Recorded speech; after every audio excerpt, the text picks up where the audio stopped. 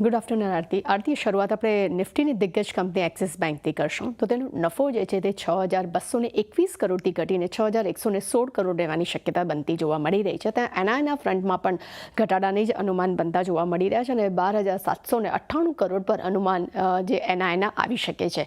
ત્યાં pre provisioning operating નફાના front પર નજર કરશો તો ત્યાં એક ઉછાળાની અપેક્ષા છે કે 8,859 કરોડથી વધીને 9,263 કરોડની અપેક્ષા જોવા મળી રહી છે. ત્યાં પ્રોવિઝનિંગ પર નજર કરું તો ક્યુ ધોરણે 1,028 કરોડથી વધીને 1,091 કરોડ જે છે તે ત્યાંના ક્યુ ધોરણે આપણને પ્રોવિઝનિંગ આવતા જોવા મળી શકે છે. પરંતુ અન્ય બીજે ક્યાં આપણે નજર રાખવાની રહેશે અને બીજા અન્ય અનુમાન પર નજર કરીએ તો વાર્ષિક આધાર પર લોન ગ્રોથ જે છે તે 14% વધી શકે છે. ત્યાં જે ત્રિમાસિક ધોરણે લોન ગ્રોથ 3.5% રહેવાની પણ અપેક્ષા જોવા મળી રહી છે. ત્યાં નેટ ઇન્ટરેસ્ટ માર્જિન 0.10% દબાણની શક્યતા જોવા મળી રહી છે. પરંતુ સામે જ Q4માં નવી એનપીએ જે છે તે 4,300 કરોડ રહેવાના અનુમાન જોવા મળી રહ્યા છે અને ખાસ કરીને રિટેલ સેગમેન્ટમાં નવી એનપીએની અસર જોવા મળી શકે છે અને ખાસ કરીને અસેટ્સ ક્વોલિટીની વાત કરશું પણ ત્યાં એક સ્થિરતા જોવાના પણ અનુમાન જોવા મળી રહ્યા છે. એટલે આવતીકાલે એક્સિસ બેંકના જે પરિણામ આવવાના છે થોડા આપણને મિશ્ર પરિણામ આવતા જોવા મળી શકે છે. ત્યાં બીજી તરફ અગર વાત કરીએ તો નિફ્ટીની બીજી અન્ય કંપની જે છે ખાસ કરીને એચયુએલ એટલે કે એફએમસીજીની દિગ્ગજ કંપની પણ કહી શકાય તો તેના નફાના ફ્રન્ટ પર લગભગ આપણને 4.5% ઘટાડો આવી શકે છે. ત્યાં આવકના ફ્રન્ટ પર 0.3% તે ઘટીને 14,850 કરોડ આવક આપણને આવતી જોવા મળી શકે છે. એબિટાના ફ્રન્ટ પર વાત કરીએ તો ત્યાં પણ લગભગ 1.25% ઘટાડાની ધારણા બનતી જોવા મળી રહી છે અને તે 3,430 કરોડ પર એબિટા આવી શકે છે.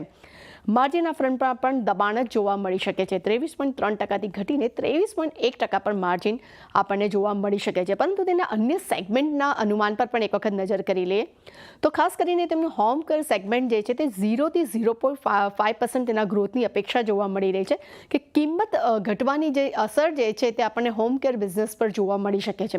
તેમના અન્ય સેગમેન્ટ પર વાત કરીએ તો બ્યુટી અને પર્સનલ કેરમાં 1% થી 2% ગ્રોથની અપેક્ષા છે. સાથે ફૂડ અને તેમના રેફરન્સ સેગમેન્ટ છે તેમાં પણ 1% ગ્રોથના અનુમાન જોવા મળી રહ્યા છે. કોફી અને HFDમાં મોંઘવારીની અસર જે છે તે ફૂડ સેગમેન્ટ પર પણ જોવાની શક્યતા જોવા મળી રહી છે. પરંતુ તેમના અન્ય ઓપરેટિંગ આવકની વાત કરીએ તો ત્યાં લગભગ 70% ઘટાડો આવી શકે છે અને ખાસ કરીને તેમની જે GSKની સાથેની OTC ડીલ જે તૂટી છે તેનું ઇમ્પેક્ટ જે છે તે પરિણામ પર આવનારા સમયમાં આપણે જોઈ શકીએ છીએ.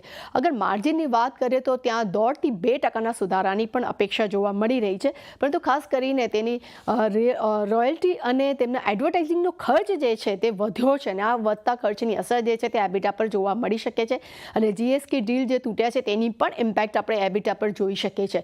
પરંતુ બીજા અન્ય ક્યાં ખાસ નજર રાખવાની રહેશે તો તેમના જે આઈસ્ક્રીમ બિઝનેસ છે તેના આઉટલુક પર નજર રહેશે. ખાસ કરીને તેમના HFD પોર્ટફોલિયો છે તેની પણ અસર છે તેના પર ખાસ નજર રાખવાની રહેશે અને FMCG બિઝનેસના આઉટલુક પર પણ નજર રાખવાની રહેશે. એટલે ઓવરઓલ એચયુએલ તરફથી પણ આપણને હાલમાં મિશ્ર સંકેતો જોવા મળી રહ્યા છે. જે તો એક મિશ્ર